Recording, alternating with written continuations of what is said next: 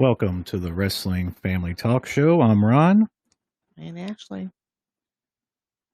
All right, before we get into this week's AEW Dynamite review, I want to talk about a few things. First, I really want to thank Ryder. Let him know how proud we are of his artwork on one of the videos we posted. And also, you can't see the video on the podcast, but you can listen to it. It was the Good Idea, Bad Idea. We asked him to create an artwork for us, and during the video, I had mentioned SpongeBob and Patrick as a funny idea for the kids to surprise them. After we got done with the video, we thought, wow, that'd be kind of cool if Ryder drew SpongeBob and Mr. Krabs and put them in some wrestling T-shirts. And Ryder can draw well. I'm not just saying that because I'm his dad, but he can draw really well free-handed. And also Ashley had got him this program on the computer that allows him to draw just using the mouse and different things like that. And I sat there and I watched him for a few minutes, and that's all it took. He drew SpongeBob, threw the shirt on, made the letters better. We're like, oh, that looks good. And then he'd be like, oh no, that isn't good enough. He'd go back into editing and doing it so quickly, clicking so fast and getting it done. I was just blown away. So I just wanted to let him know how we appreciate him and how great he is at that. And I also want to thank Bryce for giving me a lot of ideas, a lot of wrestling ideas, always there to help me out. I run ideas through him and he'll give me his honest opinion like you'll hear on that video we did. He's not going to hold back. He's going to rip into me if it's a bad idea, and he's going to let me know if it's a good idea, and he's going to help out as well. I personally like to thank Ashley for editing and for having to listen to me more than anyone would ever want to listen to me. Not only is she here with me and has to listen to me do it now, then she has to listen to it again as she edits. Then she has to listen to me talk about ideas the whole day when we're not on the air. And so I'd like to thank her for that. I mean, I honestly do the least. A lot of patience here. I do the least amount on this thing. I pretty much, just like my one friend Dougie said to some person one time, I'm just throwing words out at you. Yeah. So that's all I'm doing. So everybody else is putting in all the work. I'd like to thank you guys, and hopefully we continue on. And speaking of that, mistakes are going to happen. We're not pros. I make mistakes constantly. You wouldn't believe how much editing Ashley would have to do with my pauses and mistakes. And the other day I completely forgot Chris Jericho's group. I was there and I was pausing in because the first show we did, I was treating it like we were live. You know, I'm trying to fill in the gaps, make noise so there's no blank spots. And then I look at Ashley editing. I go, oh, you can actually cut that out. And I don't have to be perfect the first time. So it's a more relaxed situation. But on that AEW idea, good idea, bad idea, number 4 mistakenly got cut short. So I went on there and I commented on YouTube. So if you listen on the podcast, number 4 is kind of weird. I'll just kind of give you the gist of it. So I go on YouTube and I'm typing in the comments, hey, we mistakenly edited out number 4, which was Tessa Blanchard teaming up with Brock Anderson in the rumored AEW mixed tag division that they've been talking about possibly doing. And I was pretty much saying, wouldn't it be kind of cool just to see the interaction between Tully Blanchard and Arn Anderson, since one's a good guy manager and the other guy's a bad guy manager. So I'm over there, I'm typing it up. Ashley checks it out. We submit the comment. And then afterwards, I'm like, I'm not a good speller. So I was like, let me make sure I spelled mistakenly correct. So I look up the word mistakenly, and underneath it, it has a definition. So I spelled it correctly, and then I looked at the definition, and I go, wow. That was an example. Yeah, an example. Yeah, it's not the definition, it's an example. I go, wow, what a weird example to have. I go to Ashley, I go, can you believe the example they have for mistakenly? I said, it says they mistakenly got her pregnant. She goes, yeah, that is weird. Of all the things to pick. I thought it was like, how would you put that as an example? I'm like, who would put that as an example? Yeah, so I go, yeah, take a look. So I pop it back up on my phone, and then I read it out loud, and it's, they mistakenly thought she was pregnant, or they mistakenly diagnosed her as pregnant, something like that. It's not they mistakenly. Pretty much just changed the whole example. Yeah, like it's, they thought she was pregnant, but she wasn't. Not that they mistakenly got her pregnant, which was what I read in my head when I glanced at it. So way off on that one. But anyways, the new part of the show. Let's talk about the new part of the show. We thought about this the other day. I'm going to do a question of the week. So I'm going to ask the question. Ashley might ask the question. Whoever each week. But I want your thoughts on this one, Ashley, and then anybody that's listening, if you want to comment with your answer, go right ahead. But the question is, would you rather be a one-time champion, but you hold the title for the whole year? Let's say you win it at WrestleMania, and then the following WrestleMania next year, you lose the title, but you held it for a whole year. You main evented all the pay-per-views, including SummerSlam, Survivor Series, the Royal Rumble, and then you lose the title. Or would you rather be a 5-time champion throughout your whole career, whether it's 15 years, 20 years, whatever it may be, but the total amount that you held the title was exactly a year? So you held it 5 times, but if you added up all your reigns together, it would just amount to a year, which means you're only holding the title for a few months each time, on average. Same thing with WrestleMania. You only get 2 WrestleMania appearances. You win one of your championships, you win at WrestleMania, and then the other time you lose it at WrestleMania. But those are the only 2 big pay-per-views you main event. So do you go with the one-time champ where it's a more memorable run, or do you say whether the title runs were memorable or not? No one's going to really think of that because it sounds better being a 5-time champion. So you have good arguments on each side, but I'm really interested in what people think. And by the way, if you're listening to this months down the line, a year down the line, however long this thing's up, go ahead and comment anyways. I would love to hear back with your feedback. So, Ashley, what are you picking? I think I would pick the one time to hold it for a whole year, because I think that would be, to me, seeing that one person hold it for that long, single period of time, would be more memorable. So you go with the more memorable one. I'm gonna agree with you.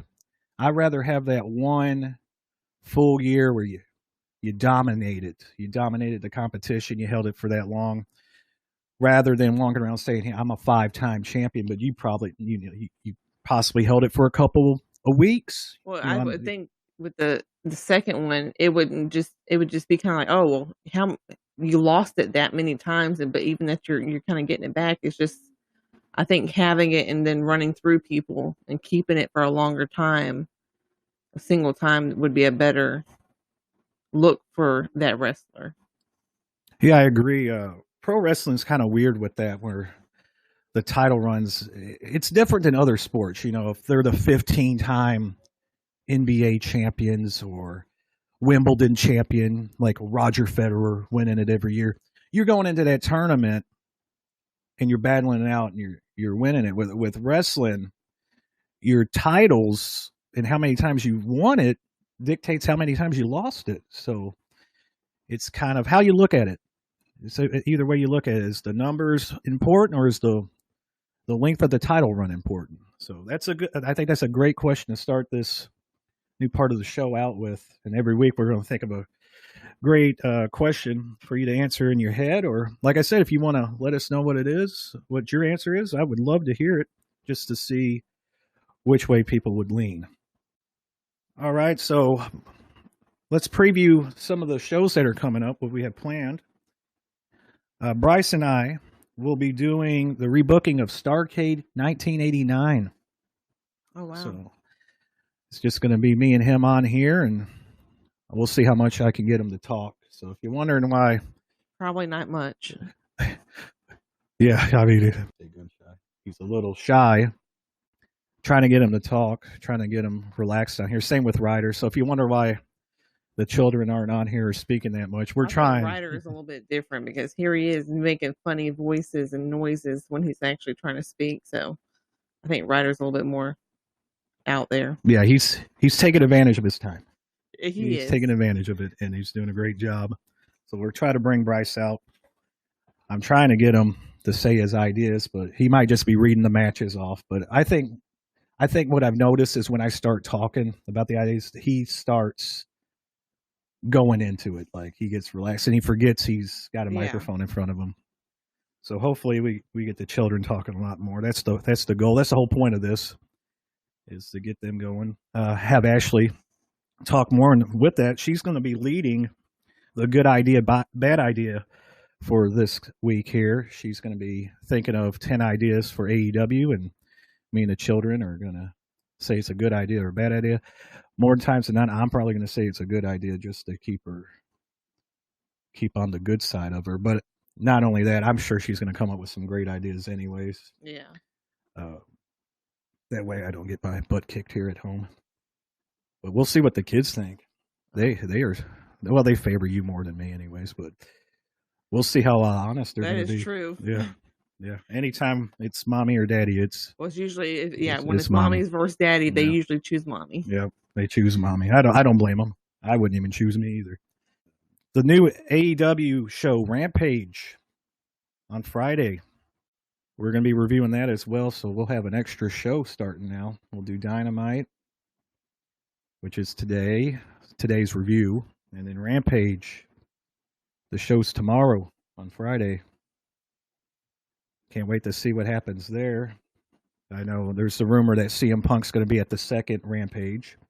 We'll see if that's a curveball. We'll see if it's Daniel Bryan or if it's just to get the crowd in. Although AEW's great on following up with their promises or the rumors. Yeah. You know, they don't let you down. They don't falsely say someone's going to be there and then they're not there. So that should be good. You got any other comments to add before we get to this review of Dynamite? No, I think I'm just ready for the show. All right. So let's dive right into what we watched. The show starts out with a tribute to beautiful Bobby Eaton, who passed away this last week. One half of the iconic tag team, the Midnight Express, and also part of the most underrated group, the Dangerous Alliance, one of my favorites. Lots of memories of Bobby Eaton. Loved his entrance music. Used to listen to it all the time. One of the greatest high flyers, technical wrestlers.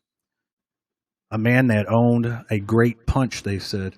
They never knew where it was coming from. They didn't know how he made the sound and made it look really good. So rest in peace, beautiful Bobby Eaton. You will be missed by many fans across the world. AEW Dynamite was in Pittsburgh, the hometown of the women's champion Dr. Brit Baker. The show starts off, MJF with Wardlow doing an interview talking about his match with Chris Jericho. He's eating an apple as he talks about Wardlow's match as the main event against Chris Jericho. Ashley pointed out that he took a big bite there and had a little problem speaking, didn't he? Yeah, I thought that was. I was like, I think he had too much. Yeah, at one point I thought he was about to choke at one point, which I thought he trying to got his composure back, but I thought he was about to choke on one of the parts. Yeah, he was really going at it. It ends with kind of a tension, a tease with MJF and Wardlow. And he kind of reminded Wardlow that he didn't get the job done against Cody Rhodes when MJF was feuding with Cody. Wardlow didn't seem to appreciate that, and MJF warned him, "You better get the job done tonight." Yeah. Match 1. Really excited about this one. It's the Elite, Kenny Omega and the Young Bucks. They got Brandon Cutler out there with them. They got their assistant out there, Nakazawa. And they're going against Dante Martin, Matt, and Mike Sydal, the Sydal brothers. Dante Martin is normally part of a tag team called Top Flight, but his brother Darius has been injured, and I'm telling you, he's been taking advantage of the opportunity that he's been given. It's sad that his brother's on the sidelines, but he's been put in a lot of good spots. I mean, he's been wrestling on Dark and Elevation and some on Dynamite, and every time we see him, such a high flyer. And here he's in a high-profile match, in a trios match against the world champion and the tag team champions. What are your thoughts about Dante before we even get into the match itself? I thought he was pretty awesome. I think it kind of showed me for the first time more of his personality and his skills, because I was more mesmerized because I didn't think I had saw him before, and I thought it was pretty good. I was impressed. Yeah, I remember he did that dive. It was a few weeks ago. He did the dive over the turnbuckles and onto a group of individuals, just able to leap that far, clear the post, and tonight he put on a show. It starts off, Don Callis is out there. He goes to the commentary and he starts making a joke about now we're a 6-man booth, trying to joke like it's a 6-man tag, it's a 6-man booth, and Tony Shavani and Jim Ross are there. He's like, there's only 4 of us. There's only 4 of us, and he says, well, I'm so good that I can do the job of 4 men. And then Tony says, no, that adds up to 7. So I'm loving Don Callis with his jokes of not getting the math correct. And you'll see it again later in this. Really, I like the shout out you pointed out to me with Matt Jackson doing the Rick Rude swivel. Yeah. I was like, there it is. We've seen it so much in our household with our boys. Yeah. I love that, seeing the Young Bucks with their personality, the cockiness that they have. There was a point in time where the Seidels, they assisted Dante Martin, and he flew onto the Young Bucks. Yeah. And he looked like a dolphin flying out there. He did. That was a pretty awesome move. So after he does that, they're off to a hot start. Then the Elite decide to isolate Mike Seidel. And it was funny, I'm typing that on my notes, and as I do it, Excalibur says they're really isolating Mike Seidel. So lots of teamwork, lots of boots to the faces in the turnbuckle. The classic, I'm going to put my foot up, and my partner's going to slam your face into my boot. Funny part on that is after they did it with Kenny Omega, Kenny's holding his foot like it's hurt. Mm-hmm. So he's really letting them know that his foot was smashed. There was a nice Matrix move by Mike. Tags his brother in, which is Matt Seidel, who, again, Bryce does not believe me when I say that's Evan Bourne. But an innovative brain buster, some dual scissor head takedown, a nice combo submission by the Seidels. I mean, they were really putting their work in as well. I could say a lot of the moves, it was pretty awesome. It was back and forth, and it was just very entertaining for a first match. High flying, getting the people up, getting the crowd on their feet. I wrote down here, I said, I would love to see Top Flight, which is the Dante and Darius Martin, against Ricochet and Will Osprey. If you don't know who Ricochet is, he's currently in the WWE. And Will Osprey is in New Japan Pro Wrestling. But I thought they do those type of moves. And they seem, I mean, that would be a dream match. And we're talking about 2 individuals. We're talking about Top Flight, Darius and Dante. Dante's the only one wrestling right now because Darius is hurt. And they're only 21 and 20 years old. Yeah, so they're young and fresh. And they're already doing this. Wrote on here is a coming out party for Dante Martin. Because I believe everybody's going to be talking about him after this match. We've seen these moves, or at least I have. I watched Dark and Elevation. I've seen these moves, but this is a high-profile match. You're in there with the champions. Yeah.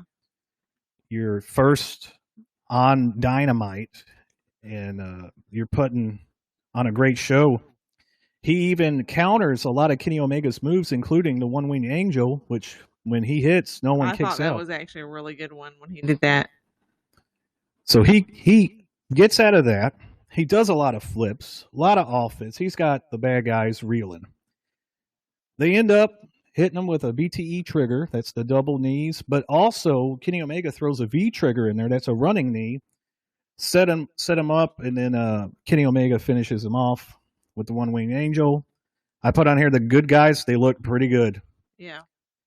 And of course, you asked me, what's Brandon Cutler spraying on the Young Bucks? He's got those bottles or those cans, and I think it's like a medical type thing. I think I see a lot of NBA players get that sprayed on them. Not really sure what it does. I'll have to look into what that actually is that he's spraying that he uses to help them cheat. Icing the muscles, probably. Yeah. Making sure they're fresh, especially after that butt kicking they took there. Yeah. So right after the match, Tony Schiavone's in the ring. He wants to interview the Elite. Christian Cage interrupts before it even begins.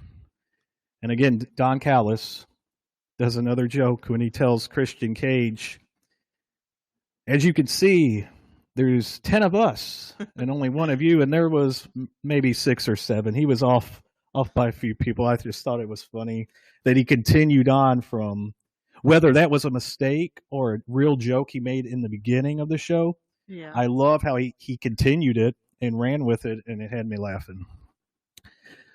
So they're talking back and forth, and I believe they went to a break. Yeah. If I can remember correctly. But Jurassic Express comes out, and when they come back, they're in the ring.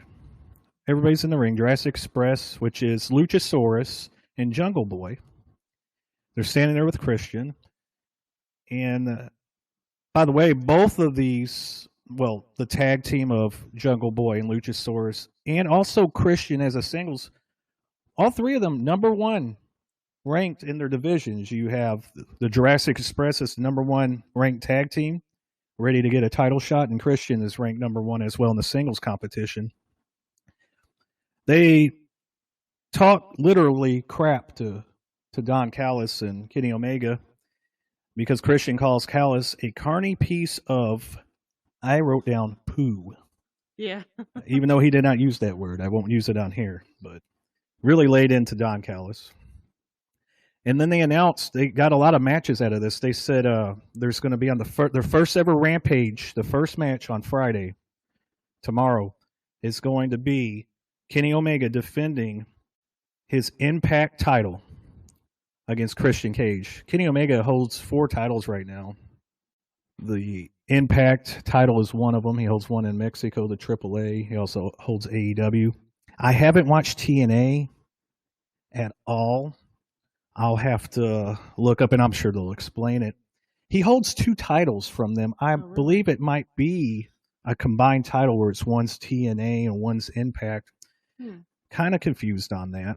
Again, I only watch AEW currently, and I don't really look up too much on the other shows because I like to be surprised. In fact, I don't look up a lot of insider information or intel because I really want to enjoy the show. If you know too much, and if you know everybody, sometimes it helps, but I like to be shocked a little bit. So I'm a little off on my game when it comes to that type of knowledge that I used to have, but I like it. I'm sure they will explain it to me and everybody else, but I might look it up for the actual review that we do for Rampage. But I don't want to get on the internet too much. I don't want to find out any secrets or anything like that. But I couldn't help myself when Daniel Bryan and CM Punk. I mean, that was pretty much everywhere. Anytime I turned on YouTube, kind of a hard thing to miss. But that would have been crazy if you didn't know. And then, they still haven't debuted, but whenever they show up, it's still going to be crazy whether you know or not. Mm-hmm. So that's the first match that they're going to have on Rampage. And then the Jurassic Express let us know that on next week's Dynamite, they're going to compete against the Young Bucks for the AEW tag team titles. I really like how they build these matches for the future. They just don't announce it. Some they do, but usually, like you saw today, they come out, they have an interaction, whether it's talking, punching, whatever it may be, and then they set that match up. And now you know, okay, this is the reason that they're fighting. And I really like that. At the end, there was a funny part because Jungle Boy's song goes, oh, that one, and Kenny Omega. he asked the crowd. Kenny Omega asked the crowd, "Are you? I'm sorry. Are you saying no? Like he doesn't? You don't want him to have a title shot against me?" It was pretty funny there. And then they go with a Malachi Black vignette, so that ends the in-ring portion. Then we go to a video. Malachi Black, who was Aleister Black on the WWE, he had a very good evil delivery. Very believable. Very sinister. I like that character. I like that he says he's alone by choice. He chooses to be alone. That hit home with me. I like that. Then we get another commercial. If I'm calling them commercials, they're videos. September 29th. The Rhodes family, they're going to have a reality TV show, kind of like what The Miz and his wife has. And you used to watch, what was it, Divas? Yeah, I saw some of it. Yeah. You used to watch the Divas. So something like that, where it's a reality show. It's called Roads to the Top. That's going to be on TNT as well. Just like any reality show, I'm sure there's a little bit of realness to it and then a lot of, okay, this is for the camera. Yeah. I don't really watch those shows. I know you enjoy them. I usually watch a little bit, but not as much. Yeah, I'm more into the wrestling. It's great that you have a great life out there. And hey, if it works for you, I'm not a fan of those shows. Then there a lot of videos tonight, by the way, because here's another video. Miro. He's on there. He's recapping his match with Lee Johnson from last week. This is a good one.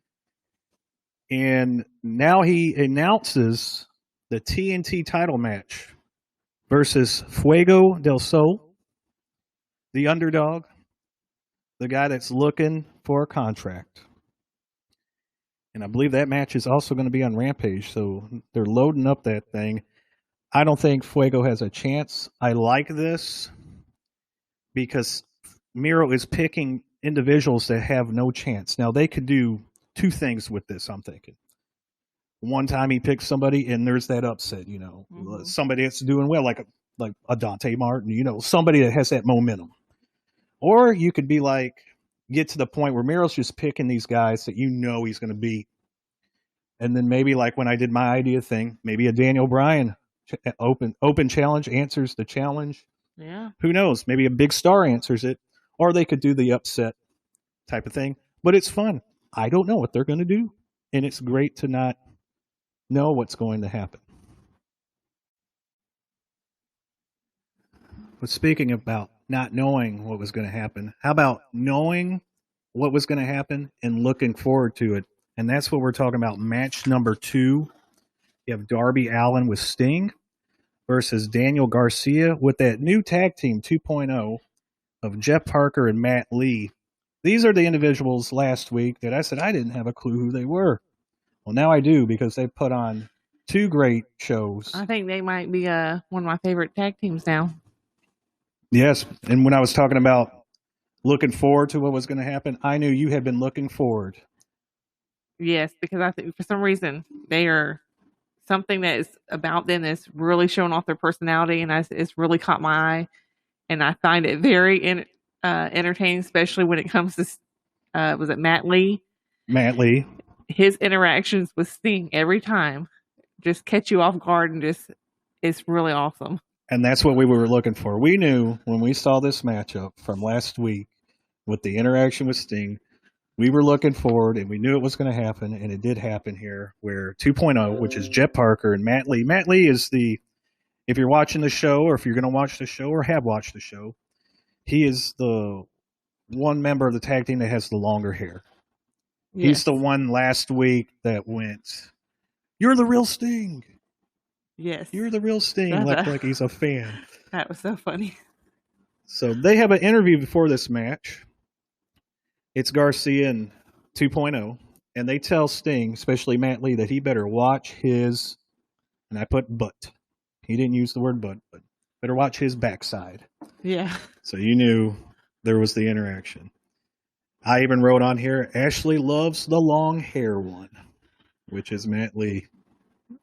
He's so funny. One thing before we get into the match, I know I keep saying that. I noticed the good guys and the bad guys for this show are walking out of the opposite entrances. Usually the good guys are walking out on the right one, the bad guys on the left, but tonight it was opposite of Well, maybe they all the wanted to other shows. surprise you. Yeah, throw. It's the little things like that. The little details. Maybe they're like, let's change it up a little bit. What I liked about it, the match starts. Daniel Garcia impressed me. I like his submission, old school European uppercuts. Yeah. Working on, they even mentioned it about the Andersons, how he's working on the arm, focusing on a limb. That used to be the basic 80s, early 90s. That's all you heard was about the body parts they were working on. Gorilla Monsoon used to be so educational to me. I learned so many different body parts. The lower lumbar region. That's the lower back. He was working on the lower lumbar. The trapezia area, I learned so much, and then they used to call the moves out, and I like that about AEW. They call the moves. That's one thing I do enjoy now is they actually call everything how it used to be, and you're not just you get to see more of what they're doing in the match. You actually hear it more. Yeah, and I mean, I'll compare it to WWE just because that's what I watched before. A lot of times it'd be a great match going on, and you're not really hearing anything. No, they're promoting, and again, everybody has their different style, but they promote a show or they're talking about Twitter. Here, the guy's got him in an armbar. It's a snapmare, whatever it may be. They're calling it. They're invested in the match. The announcers are watching the match. That's what they're there for. I love that they do that, and then they do all their plugs for whatever show, everything else. They set designated time for that in between the matches. Yeah. But when the match is going on, that's the most important thing in their life at that moment is that match, no matter who's in it. Kind of going old school with it, which I think is really great. Makes it more entertaining to actually watch it again. So the match is going along. 2.0, that tag team that we're talking about on the outside. They're taunting Darby. They're trying to interfere. Sting stops them from interfering. And at that moment, you laughed because he goes, "You again?" Yes, you again. In a shock that they're so shocked to see Sting, even though he's been across the ring from them the whole match. Yes. Like, you didn't think he was going to show up. He was right there. 2.0 end up distracting Darby. He was on the top rope. They crotch him on the top turnbuckle. Mm-hmm. And that's when Daniel Garcia goes to work on Darby. I watched a match of his against Fuego. I believe it was a couple days ago from Dark. And he had this great submission. He captured his arms with his legs. You saw it here with Darby. It was the first portion of it. He had those arms locked when he had his legs kind of clamping around him. And then he grabbed Fuego's ankles and kind of did like a fold, almost like a inverted Boston crab had he been standing type of move. Okay. Looked very painful. And that's what he was trying to do to Darby. I love that move. It's a new submission I've never seen before with that old style feel to it, even though it's a new move. Another thing he did, Darby tries to bounce off the ropes, similar to a coffin drop. He's flying back at him, and Daniel Garcia catches him with a rear naked choke. And they fall down. He captures, gets his hooks in, and everything looks great. They wrestle around some more, and then Darby ends up putting him away with the coffin drop from the top. Really like Garcia's old feel. Mm-hmm. Old school. Tough. Rugged. Submission. I went from last week not knowing these guys going, these guys should lose. What are they doing? Yeah. To this week going, wow. Funny. I think we were kind of more excited this week to see what they were going to bring to this next match. Yeah. Funny. Innovative. They went from nobodies to me. I mean, I'm sure there's somebody, but I didn't know them. To now, like, I want to see these individuals. And that Matt Lee's becoming one of your favorite Yeah, that the 2.0.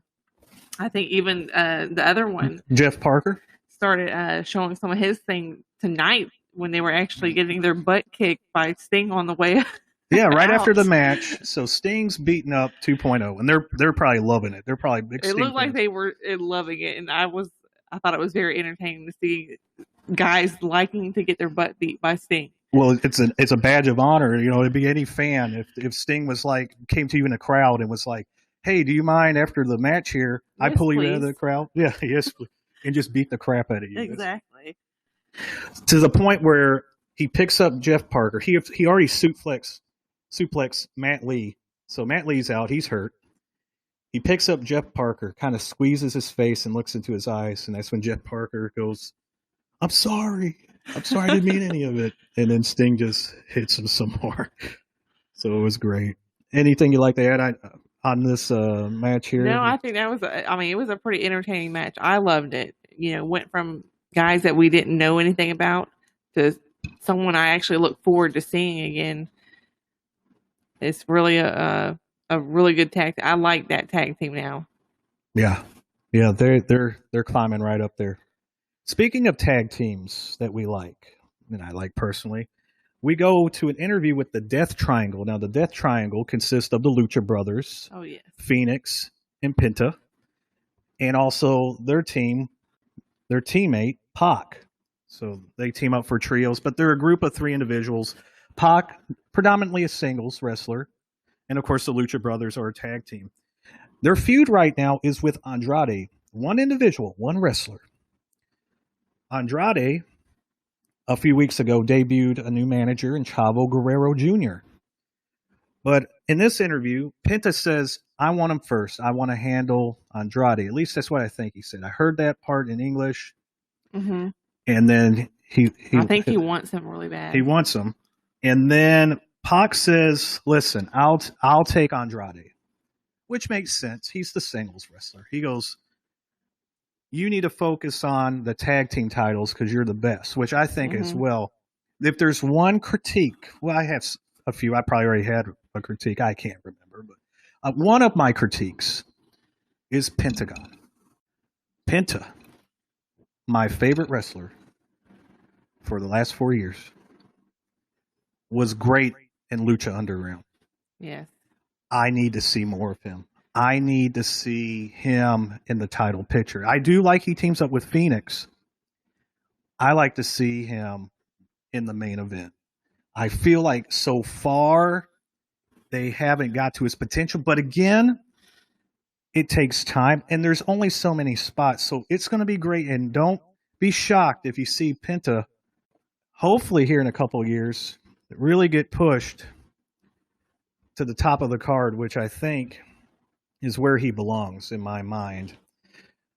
I hope it will be done differently. Maybe not a tag team split up, but just we want to focus on our single competition because I don't want the Lucha Brothers to split up. But you can have a great tag team and have one of them become champions. For example, the Briscoes, the Hardys. Yeah. I mean, where one stood out over the other brother. And with the Hardys, they did feud, but in the beginning, there wasn't that feud. I like to see it where there's not a feud between them, even though they have had matches before and teased the split. Just have Penta in that main event thing. And Phoenix as well. You know, each of them get a turn, but I just like Penta more. And that's a personal I think that opinion. would be a good thing for him. For both of them, actually. And when it comes to trios, we're coming up on match number 3. We have the trios match between the best friends, Orange Cassidy, Chucky T, which is Chuck Taylor, and their protege, Wheeler Yuta, with Chris Statlander against Matt Hardy and Private Party, with about 20 people coming out there, part of the Hardy family office. It seemed like it never ended. There was a lot of folks out there. You had TH2, the Hybrid, the Bunny, the Blade. They're all out there for the 6-man tag. But before I get into that, I saw a sign. It says, we want Dan Hausen. He's a wrestler from Ring of Honor, has some paint, does a weird voice. I love watching him. I watch some of his matches on Ring of Honor, but I usually see him pop up on my YouTube feed, and it's normally his video or an interview. I have caught a few of his matches that have been listed on there. It just shows a few clips of him. I like him. He's not a big dude. It seems like a normal dude, but he's got a great character that he's working on. And that'd be fun to see him. I mean, I think he's doing a little something with TNA from what I saw. I watched Ethan Page's personal vlog he does, and he was on there. Okay. And I think he was with some TNA again. I don't know all the working relationships. It seems as though TNA, Ring of Honor, New Japan, and AEW have a good, friendly working relationship, kind of like when I talked about the different territories where they're trading talent. So it has that old school National Wrestling Alliance feel to it. I think it's good to kind of switch it up a little bit like that. Now you have Wheeler Yuta in here. Like I said, the protege. I like what they did. They mentioned, I believe it was in the Daniel Garcia match with Darby Allin, they mentioned that he went 60 minutes with Wheeler Yuta in an independent match, and that Daniel Garcia had wrestled 6 times. And that tended, you could see it. You could see, I don't know if that was part of the show, but with Wheeler Yuta, you mentioned off air here that Wheeler Yuta was kind of moving slow, had that methodical approach. And I think that is part of it, was like he's so winded. It's almost like taking an injury from a different federation or a different match and carrying it over. And not even an injury, but stamina. Well, if that's the case, it works against him tonight. It worked against him. They did mention, even though there was a bunch of people out there, the Butcher was missing because he's been injured for Matt Hardy's family. And he could be coming back soon, so that's going to be good to see the Butcher back in there. Beginning of the match, Orange Cassidy tries to do his famous, I'm going to put my hands in my pockets maneuver. And as he does, Matt Hardy goes with his delete sign and keeps chopping his hands and stopping them from going into his pockets, to the point where Orange grabs Matt's hand and puts it in his pocket. Puts it in his pocket, his own pocket, into Orange's own pocket, not Matt Hardy's pocket. He took Matt Hardy's hand and put it into Orange Cassidy's was awesome pocket. So that was great there. Seemed like the crowd really loved that. So Private Party, it's Mark Quinn and Isaiah Cassidy. Mark Quinn has the unique haircut, kind of looks like Road Warrior Hawk. I saw that and I was like, oh, that's kind of cool to see that again. Yeah, nice look. I don't know if that was an homage to Road Warrior Hawk. I believe he's always had that haircut, Mark Quinn has. But it looks like the early Road Warrior Hawk haircut. I know he kind of changed it a little at the end of his career, talking about Road Warrior Hawk. But in the beginning, he had it more up top. Okay. Streaked back. And then later years, it was almost getting close to the side, almost into Hulk Hogan territory, wrapped around his head almost type of thing. But yeah, so I like that tag team. I like Private Party. One thing we really liked about him is Isaiah Cassidy when he screams in fear. You know, have you ever had anybody come up on you and kind of scare you around the corner and you let out a scream you didn't know you had in your body? That's that type of scream of scaredness here. Orange Cassidy, loving the way he works. He did a lazy splash off the bottom rope. Looked like he didn't even care. Just kind of fell onto Matt Hardy. Orange Cassidy comes up to Isaiah, both Cassidy. I just realized this. Orange Cassidy and Isaiah Cassidy are in this match, so I'm going to need to make sure I designate who I'm talking about here. So Isaiah Cassidy is in the ring. Orange Cassidy comes up to him and scares him. Of course, he screams. Isaiah Cassidy screams. Orange Cassidy starts doing the little toe tap kicks that he does. Oh, yeah. That doesn't hurt. To the point that he has distracted Isaiah Cassidy. Isaiah Cassidy's not even thinking about it. Like, what are you doing? And Orange Cassidy drops down. And then Wheeler Yuta comes flying off doing a Hardy Boy move onto Private Party. So that was a nice turn in that match.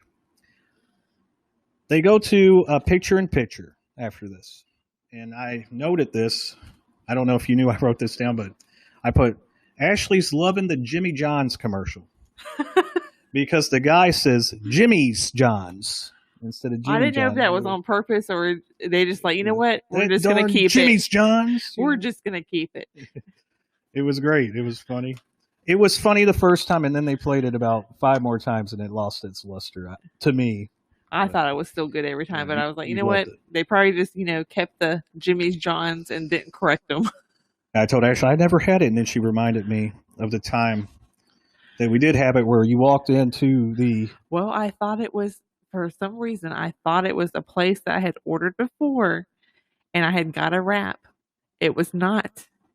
Yeah, but you were very But I was adamant. very determined that it was, and I was wanting that wrap. The poor worker there broke down his history of his career at Jimmy John's for you to let you know, ma'am, I've been here for X amount of years. And we've never done a wrap. We've never done a wrap. And you were I had to pull you away. I had to apologize and be like, listen, I don't know what she's talking about. Well, you know what? I was determined, and then I was, you know what? Oh, I forgot. Yeah. It was this other on place. the way home.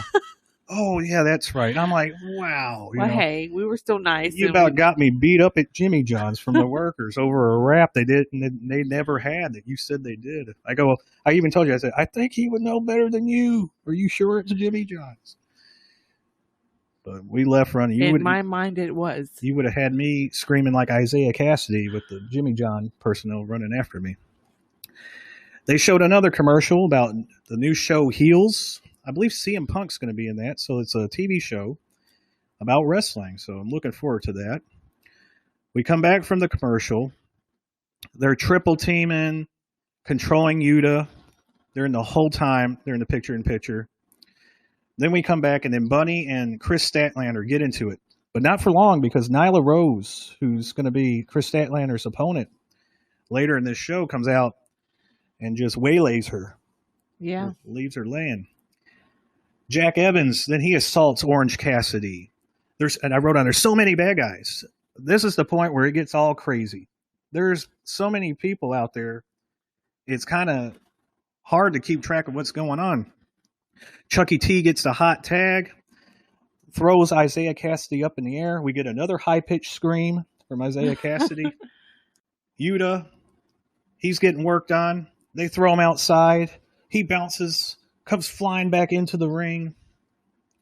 Then I noticed the ref made a mistake. So during that time that he gets thrown out, there was a tag between Private Party. So Yuta's in there. He's covering the illegal man, and the ref counts. Then the legal man that had just got tagged in flies onto Yuta, and then he counts for that one too. So there was a obvious mistake there by the ref. Yeah. But I can't blame him. I used to laugh when the announcers back in the day would be like, oh, who's the legal man? Well, I'm so confused. The ref's confused. And you would obviously know. Mm-hmm. A good example of this. I used to love, you remember the tag team Demolition? Yes. Axe and Smash. They looked nothing alike. One had very long hair. The other had short hair. Their face paint was different. But Vince McMahon always wanted you to believe he didn't know which one is who. Is that Axe or is that Smash? The referee must be confused.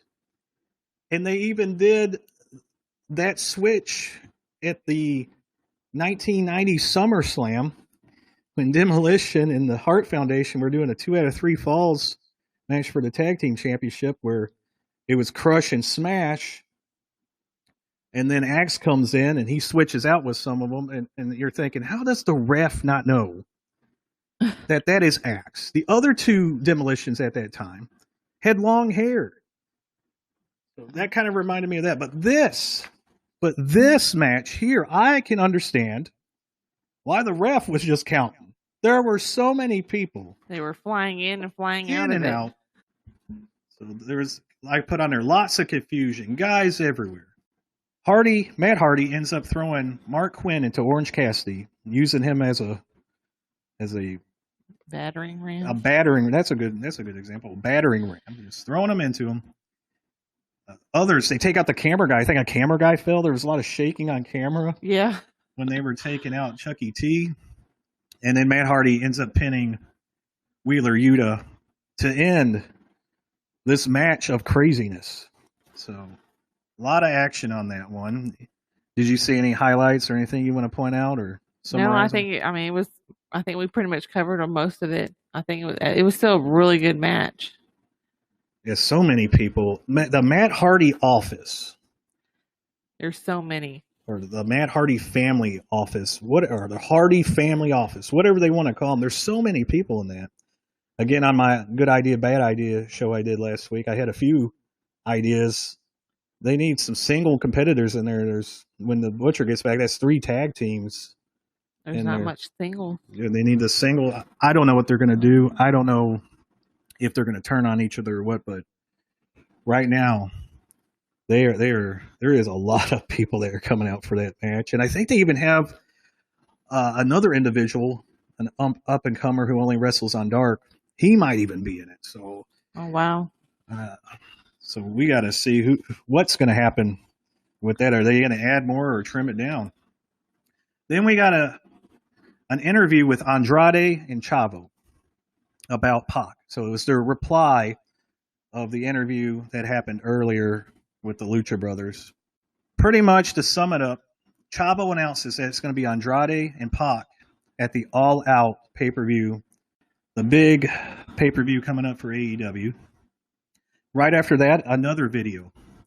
Santana and Ortiz against FTR. Dax Harwood and Cash Wheeler. The former Revival from the WWE. So they show the videos. They showed that bad cut that Cash Wheeler had got. Oh gosh, that was a pretty bad one. Where he got punched, kind of did a slip and fall, caught his arm on the turnbuckle, and it took a chunk out of his arm. It was pretty bad. So they cover that. So there's going to be more of that storyline or that feud going on. I'm really liking the videos. Tons of videos in between the matches. So kind of giving a lot of history and kind of recapping on some of the things, so maybe a lot of new fans can see what's going on. Yeah, exactly. I'm liking that. Then after that, we get right into match 4. Match number 4. Nyla Rose with Vicky Guerrero versus Chris Statlander with Orange Cassidy. So Chris Statlander had just been attacked in the previous match by Nyla Rose.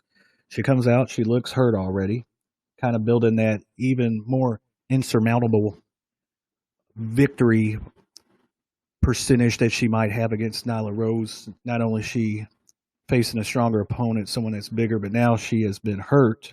So adding up the odds against Statlander here, which I liked. I like that if she will be able to overcome those odds. Ashley mentions that you hope Statlander doesn't get hurt in this match. Yes. I always feel like everyone that goes up against Nyla Rose ends up hurt some way. You know, whether it's Nyla's fault or if it's just an accident, we all know Nyla is a pretty strong individual. And you get in a ring with someone like that, whether it's planned or not planned, they're not doing ballet out there, as the saying goes. So we're hoping Stat and Nyla doesn't get hurt. You know, we don't want anybody to get hurt, but seeing that Stat, I believe she had wrestled her before, maybe we might have been last year. And I think she blew her knee out or something like that, Statlander did. And then, of course, Brit had just hurt her wrist. So we're just hoping that she didn't get hurt. And she ends up not getting hurt. It was a pretty good, short match, but high impact. Yeah. A lot of action here. We have a unique moonsault by Statlander off the apron.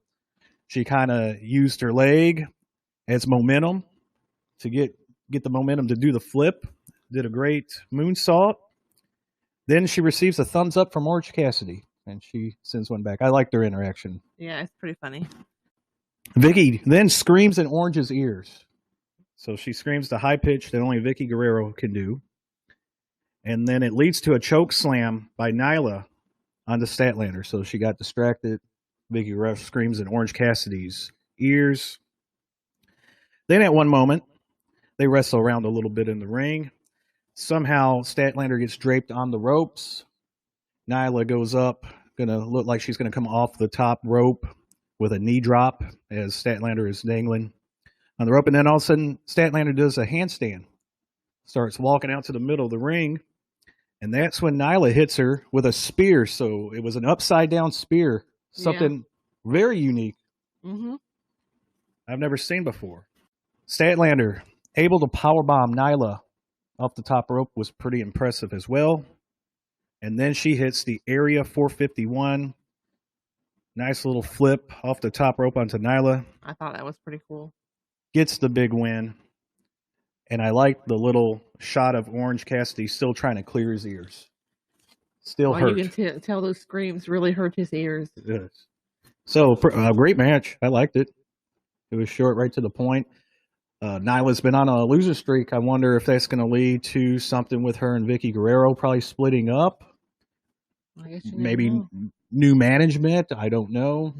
But Nyla's been on losing streaks before and then has come back. So I'm sure she'll be back in the title picture at some point. Then we go to an interview with the Young Bucks. It seems they have adopted the basketball scenario or scenery in the background of them. They're talking about how they beat up Hangman last week, did a number on him. Hangman wasn't on the show this week. Still hurt from the beatdown that he had. They say that beating Jurassic Express next week is going to be as easy as a layup. So I believe it's Nick Jackson goes up for the layup. And out of nowhere, Luchasaurus with a block. Then the ball bounces right to Jungle Boy. Luchasaurus sets a screen, knocks Matt Jackson down. And Jungle Boy goes up, dunks the ball. Luchasaurus doing the finger wag and the not in my house. Yeah. It was a funny segment, just out of nowhere. I didn't expect it. I thought it was just going to be the Young Bucks playing some basketball. I like what they did there. Yeah, it was a pretty good segment. What was really funny is at the end, after Luchasaurus and Jungle Boy left, Nick Jackson tries to say it was a foul. Yeah. And then their buddy, Brandon Cutler's like, no, it was all ball. And they're like, shut up, Brandon. That was priceless. So we had a lot of backstage segments, a lot of videos, and that continues here. After that backstage segment, there's a video about the women's championship match, which is Brit Baker versus Red Velvet. It's going to be the main event Friday night for the new show Rampage, the first ever main event, and they got the women headlining it. Your thoughts on that? I think it's about time.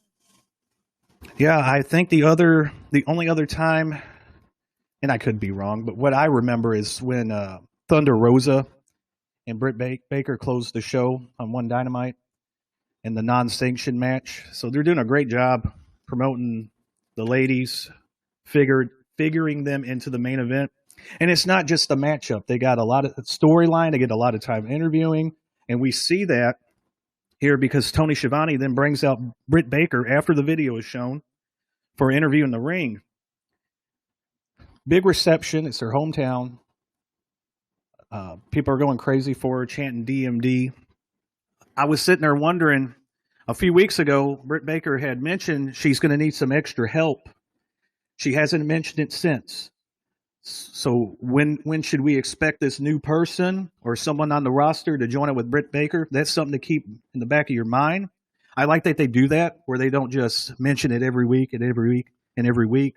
And then when it happens, they can refer back to when she said that. So I think it's great because maybe some individuals have forgotten about it. So it'll even be more of a shock, but I haven't. I've been waiting every week to see who this person may possibly be. So we're just going to find out, huh? Yes, and are we going to find out this Friday night in the main event? Guess you don't know. Have a shocking debut or something like that. So Red Velvet is getting mentioned by Brit Baker in this interview, and every time she's mentioned, there's a loud boos. And Red Velvet is the good girl, the good woman, the good guy, whatever term you want to use, going into this matchup. So heavily favored for Brit Baker. I'm sure she'll be turning good sooner or later, but I could be wrong. She could just be a popular bad girl and just continue on with that. I guess, every time the crowd likes you, you don't have to turn good. Yeah. They're already behind. They're already cheering her. There's no point. They're cheering her when she's bad. Let her be bad. So she talks, and they boo every time she mentions Red Velvet. They cheer for her, meaning Brit Baker. She holds up the belt and says she presents hope for the city. She's the champion of Pittsburgh. And that's when Red Velvet comes out and attacks her. And then we get the refs in there, nice pull apart for the women. Nice to see that extracurricular activity, if you want to call it that, going into the matchup, having the pull aparts, having they really want to get at each other. It's not just saved for the men. How say you? I like it. I kind of like how they're really letting the women come out more. I like having more women match with the storylines. It kind of adds more for me to actually see it. That's great, putting the importance on it. We continue with videos. This one, Ricky Starks and Brian Cage recapping their feud. They're going to have a face-to-face next week. So we'll see where that leads to. I love that whatever wrestlers they didn't have on the show, they had a video or some sort of interview to keep it in your mind that this is still going on. Yeah. There's only so many matches they can put on, but having an interview, having a video, keeping all of the feuds going, and I like it a lot. All right, match number 5, the Impact Tag Title match. You had the champion, the Good Brothers, defending against the Dark Order. Stu Grayson and Evil Uno represented the Dark Order. Of course, the Good Brothers is Luke Gallows and Carl Anderson. They have Scott D'Amore from TNA on commentary. He holds some sort of position in TNA as a high-ranking official. So he's there. So there's that working relationship I mentioned earlier. It looks like they have with TNA and, of course, with New Japan wrestlers showing up. And I believe Ring of Honor. I believe individuals like Wheeler Yuta and then are from Ring of Honor. So it's good to see a mixture there. Stu Grayson starts off right off the bat with a dive over the rope onto both of the Good Brothers. As the match is going on, Excalibur seems to be planting the seeds. He's talking about the problems within the Dark Order. Mm-hmm. Because last week, Adam Page went to the Dark Order and said, hey, I appreciate your help, but I want to battle the Elite alone. It ends up the Elite jump Adam Page later that night. The Dark Order come out. Some are willing to help. Others are trying to stop him, saying he said he wanted to do it alone. The others are like, well, I need to help him. So they're stuck in the middle, and that's to be believed because only Colt Cabana shows up with the Dark Order tag team. Normally they all come out, do their pose, their hand signal, but it's only 3 of them out there right now. 1 on the ringside and the 2 in the match. Colt Cabana stops Cutler. Brandon Cutler's out there from interfering, doing a good job, doing what he's supposed to do, chases him up the ramp, and then Frankie Kazarian shows up and takes Cutler to the back. Yeah. Sends him away. I'm not really feeling Gallows and Anderson. I don't know what it is. You're not going to like everybody in wrestling. And when I say like, it's not like on a personal level. They're characters or whoever they're playing. I'm just not a fan of them. I watched the Elite vlog. Some of their jokes, I think they do kind of the same stuff. And the jokes they do, I'm kind of like, if I hear it once in a while, great, but it just kind of gets stale. Yeah. So hopefully we'll see a lot more from them. Maybe a change, maybe a good storyline going on along with them. But right now, they're not in my top 10. We'll just say that. We'll just leave it as that. All right. So they go to a break, and then back from the break, Stu Grayson goes to the top ropes. He does a nice move where he steps on one of the Good Brothers. I believe it was Anderson. To DDT Gallows. So it went from top rope, off the shoulder of an individual, and then a DDT onto the other one. And that looked pretty good. Then a great double Pele by Grayson. Stu Grayson is really showing out. He's really stepping up. I could see, all these thoughts about the Dark Order. Anytime a new individual, a new wrestler enters their federation, their company, or is released from a different one, Dark Order's name usually pops up. I'm sure, just like any group, there will be an eventual split. Mm-hmm. I think Stu Grayson, and of course John Silver's been doing great, but Stu Grayson, just off of the athleticism, the look, Yeah. I could see him having a great singles run Mm-hmm. or doing something more than what he's thought doing about now. that last night when I was watching it wrestle. I was like, he'd be good by himself as well. Yeah, look great. He even does a move that Bryce likes. Bryce likes Mortal Kombat or Scorpion. So they do a move where a wrestler, their opponent, is leaning on Evil Uno's feet as Evil Uno's laying there. He's holding him up with his feet. And Stu Grayson will do the get over here. Evil Uno will push him. Oh, So, wow, that's so cool. a nice little Scorpion reference. I think they might have, I don't know if they did. I hadn't watched them before they got to AEW. But it seems that after that movie came out, maybe I just didn't notice it, but it was a lot more prominent after the new Mortal Kombat movie has come out. So I don't know if they did it, just started doing that after that movie came out, or if it was something that they always did. But I've just been noticing it a lot more since that movie came out. They do their great corner flip off the top rope at the same time maneuver. That's always fun to watch. Gallows distracts the ref by throwing the title in.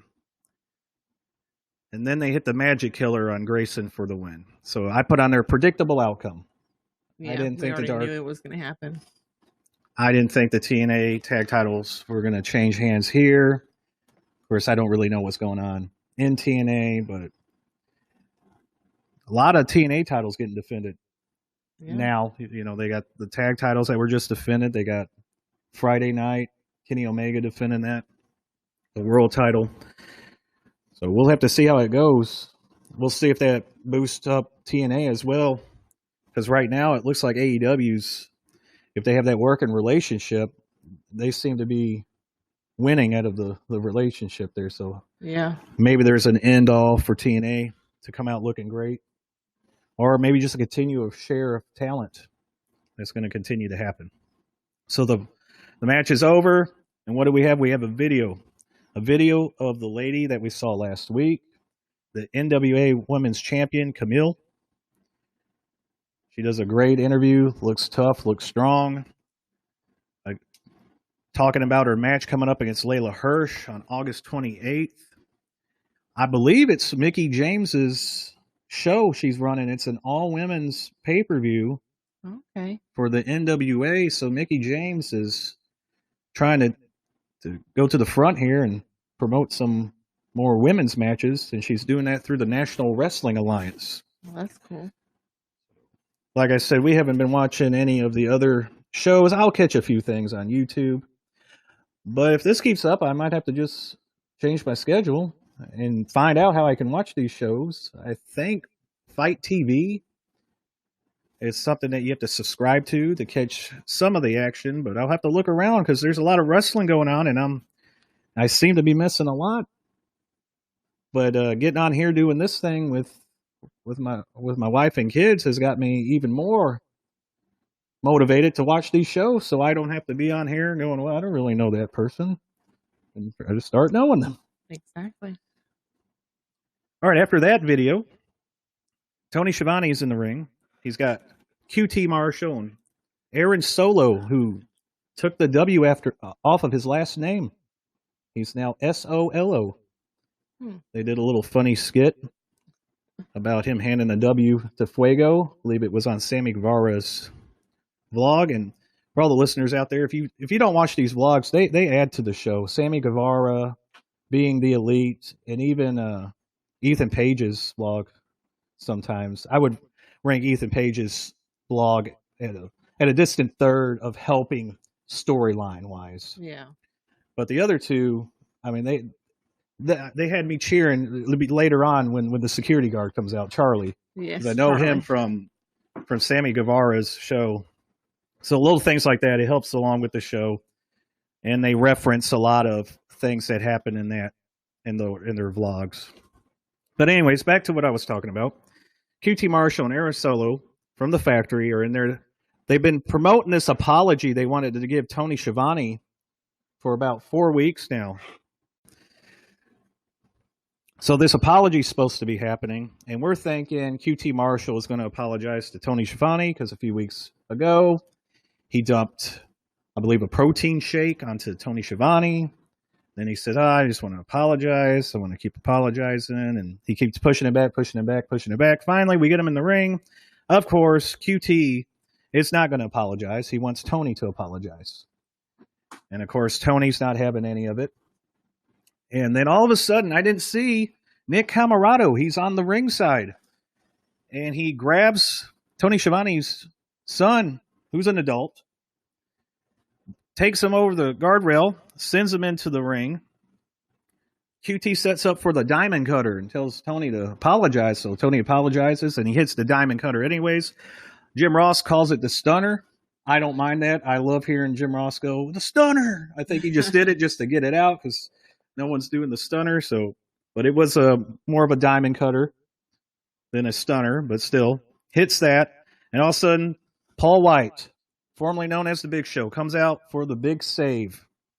Reason for that is the Big Show and Tony Schiavone are commentary partners on Elevation. Comes out, clears the ring. QT throws Solo into the Big Show, big choke slam, and the segment ends with them all hugging and checking on each other as QT Marshall and his group head to the back. Then we get the preview for Rampage. Now, this is where we find out some new matches. Yes. So we find out, of course, that Fuego has a match with Miro for the TNT title.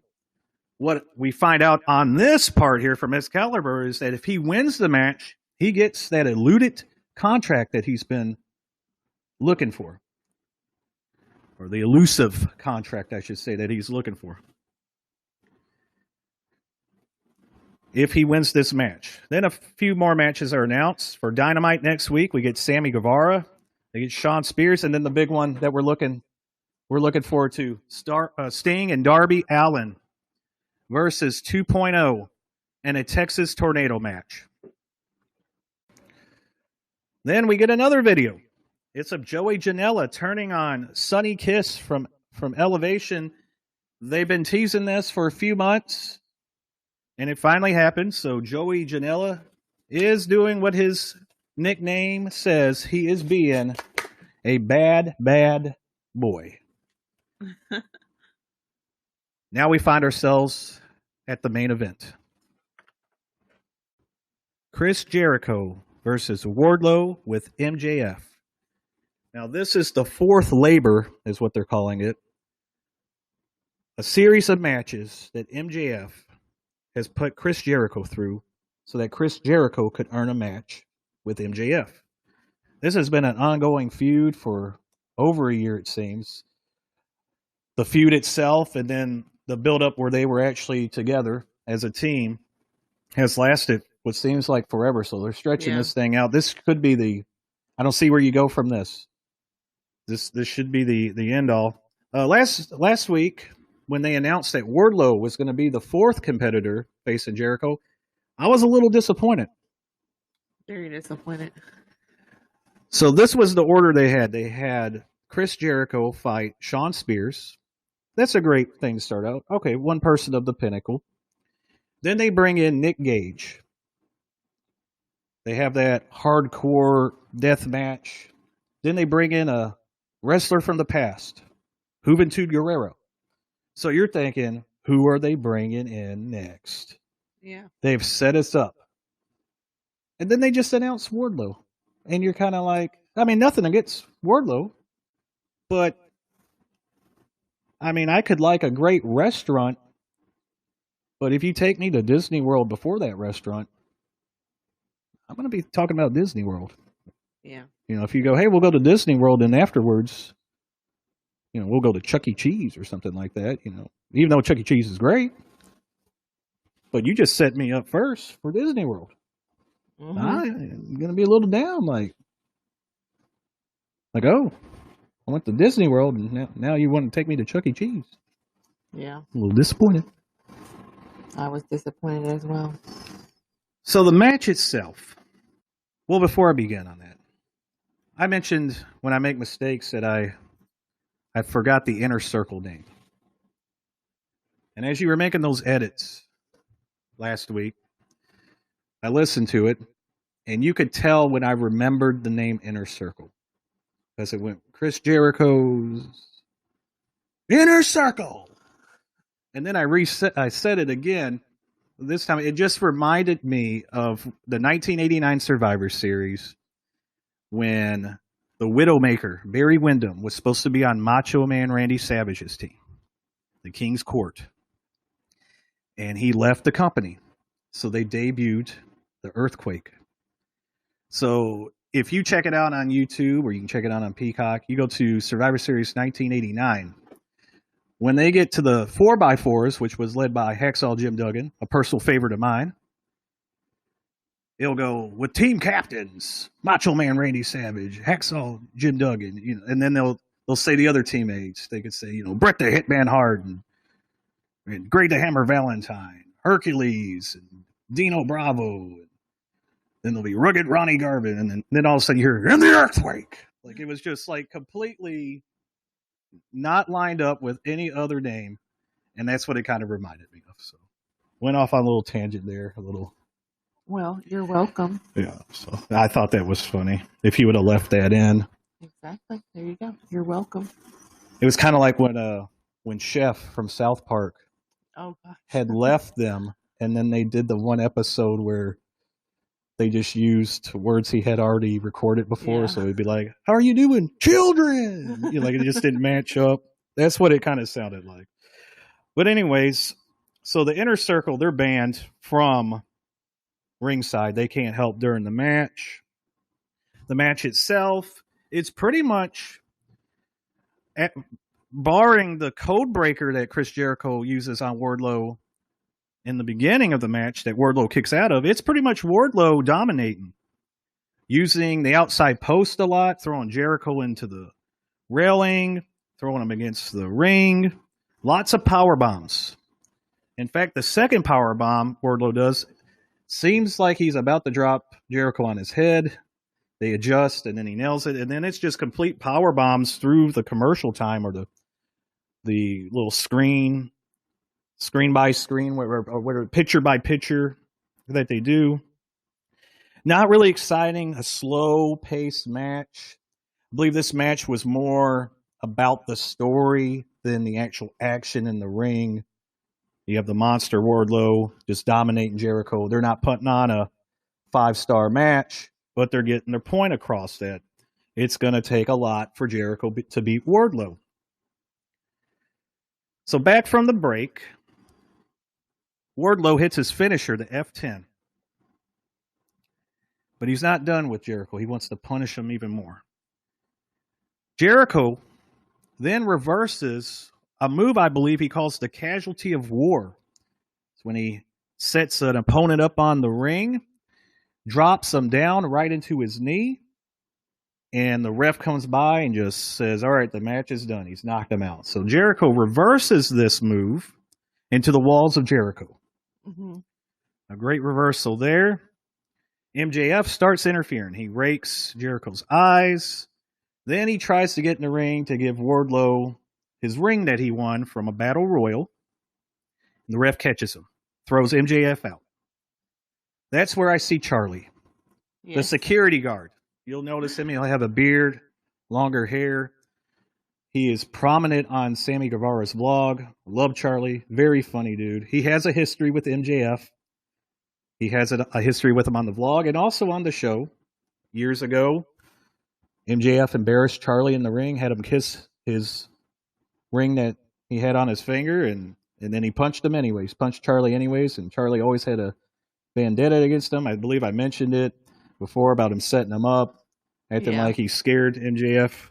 So it was good to see Charlie kind of getting some sort of revenge, pushing MJF to the back. As this is happening, Jericho finds Floyd, his bat. He hits Wardlow with the bat and then hits the Judas effect, the spinning elbow, and gets the win. And now you have MJF versus Chris Jericho as the fifth labor. Jericho gets his match. It's happening next week. You think it's all done. He's celebrating. Shawn Spears comes in, attacks Jericho from behind. Here comes Sammy Guevara out for the save. Nice to see that. I don't believe they played Sammy Guevara's music.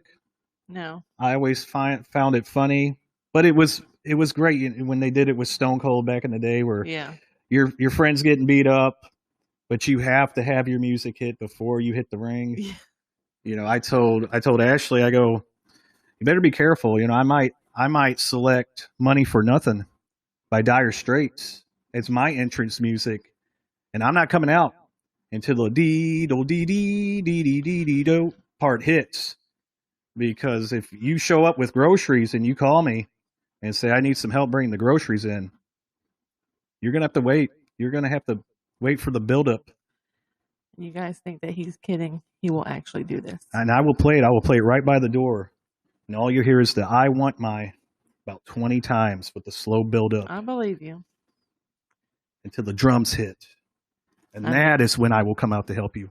How many other times have you done this to me?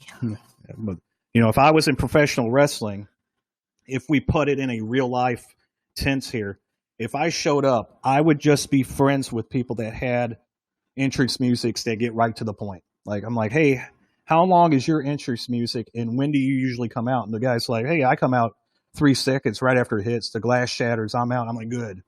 I want you watching my back. If somebody else is like, no, you know, I kind of lay back. I let it simmer. I wait for that key part. I might not be that friend. Yeah. I don't want to sit there listening to this music as 10 guys are kicking me in the head. I'm waiting for you to come out, waiting for your cue. So I want somebody with some quick reaction, a short, to the point entrance song.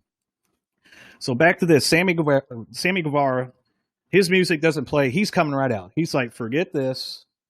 I don't need the entrance music. I'm coming out. So he starts hitting up Shawn Spears because they got a match coming up anyways. So that's a good build on that. MJF then hits Jericho with the Salt of the Earth Fujiwara armbar.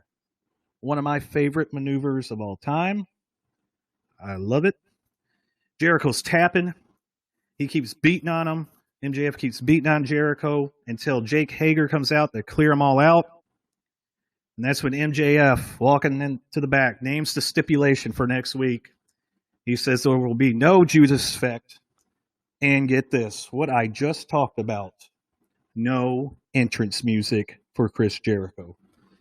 So there will not be the sing-along that you see every week. I have a feeling that's not going to happen. Well, I have a feeling that if Jericho wins, there's going to be a big sing-along to end the show. I feel like the fans are going to sing it no matter what. Yeah. You know what? I didn't even think of that's a great idea. You know, I have a feeling, you know, that it's a song that you think about. They know the words. That is going to be, I hope they do. I didn't even think about that. I have a feeling that once, you know, because he did this, a lot of the fans that are going to be there, they're going to be singing it, and he's going to have his entrance music no matter what. Yeah, I hope they do. That's probably one of the greatest ideas I've ever heard. And I'm not just saying that. That is, I didn't even think about it, and here you are. I mean, think about how loud, you know, everybody sings it with the music. Can you imagine without it? It's just going to be an awesome still moment for him. Yeah, that's going to be awesome. I hope they do that. That would be perfect.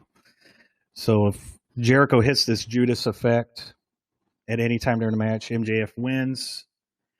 I'm not really sure what the repercussions are if Jericho loses. Is it just like a pride type of thing?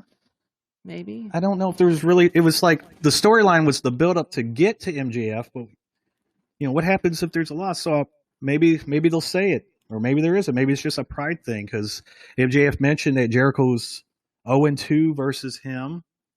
He even references Conor McGregor with the Mystic Mac that he predicts these things, that he's going to win. So we'll have to see. Who you think pulls it out? You think Jericho's going to pull it out, complete the whole underdog comeback, or do you think this is just an elaborate thing to really put a focus on MJF? I don't know. That's a hard thing. I mean, I guess I would kind of go for MJF. Yeah, you would think. With all the top superstars possibly coming in. I think you kind of need that top bad guy type type of feel with him. Yeah, this would be a good launching pad. Finally putting Chris Jericho out. Chris Jericho will probably take some time off because this is right before that pay-per-view hits on September 5th. All Out.